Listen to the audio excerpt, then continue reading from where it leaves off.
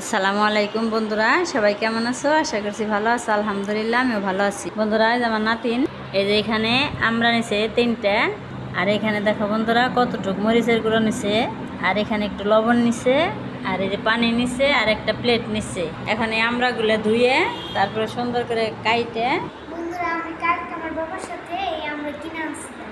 এখন ভাবছি একটু নানিকে খাওয়ানো যায়, মা খায়, এই জন্য এখন একটু পানি ঢেলে দিব। এগুলোর মধ্যে তো ময়লা থাকা পারে, ব্যাকটেরিয়া থাকে, এই জন্য ধুয়ে নেব ভালো করে।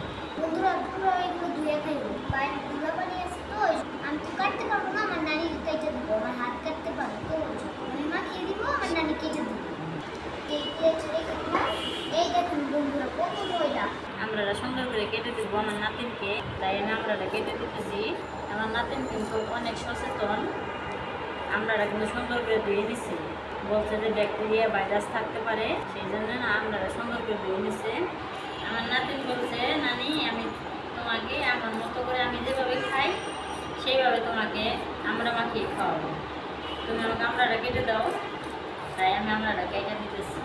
ছোটো মানুষ হলে কেউ বুদ্ধি আছে মাথায়, আমরা সুন্দর করে ধুয়ে নিচ্ছি। বলছে যে ভাইরাস ব্যাকটেরিয়া থাকতে পারে, আমি 2টা ছুটে নিলাম। আর নিবে না, এই 2টাই হবে। ওই আরেকটা আছে, ওটা না, এই যে এটা না, এটাও নিব। 2টা আমি কেটে নিলাম, এটাও কেটে নিব। আমরা উপরের চামড়াটা একটু মোটা করে ফেলে দিতে হয়। আমি চামড়াটা ফেলে দিলাম, আবার একটু ধুয়ে নিব। এই দেখেন এখন আমার নানি পিস পিস করে কাইটে নিবে। ভিতরে যে ওই যে ইটা আছে না, আঠিটা, সেটা হলো ওটা ফালাই দেবে। এই জন্য আমি কাটতে চাই নাই। ছোটো ছোটো করে কাটলাম, ছোটো ছোটো করে কাটলে লবণ মরিচটা মাখায় দেয়, মশলাটা এই আমাদের গোলাপ ফুল বানানো যায়, জানো তুমি? না তো জানি না আমি, সত্যি গোলাপ ফুল বানানো যায়, দেখি কেমন গোলাপ ফুল। বন্ধুরা আপনারাও দেখতে থাকেন কেমন গোলাপ ফুল হয়। এই যে আমার নানি শুরু করে দিছে গোলাপ ফুল বানানো। আমি তো জানতাম আমরা দিয়ে গোলাপ ফুল বানানো যায়।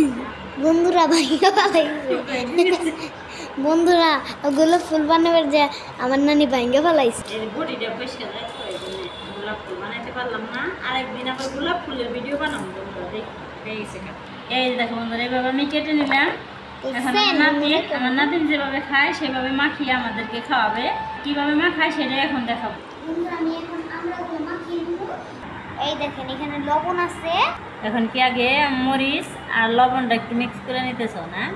মিক্স করে নিলে তাহলে আর এই না মাখাবে। আমি মিক্স করে নিছি, এখন আমি এখানে ঢেলে দিব। বন্ধুরা এখন আমি মাখিয়ে দিব। মাখিয়ে সাবান দিয়ে খায়, হাত দিয়ে ফেলাবে সাবান। বন্ধুরা আমার নাতিনের ভিডিও সবাই বেশি বেশি করে শেয়ার করে দিবে আর লাইক দিবে। এই দেখেন বন্ধুরা আমি মাখিয়ে নিছি, এই যে সুন্দর দেখে যাচ্ছে না বন্ধুরা। আমি এখন হাত ধুয়ে আসতেছি।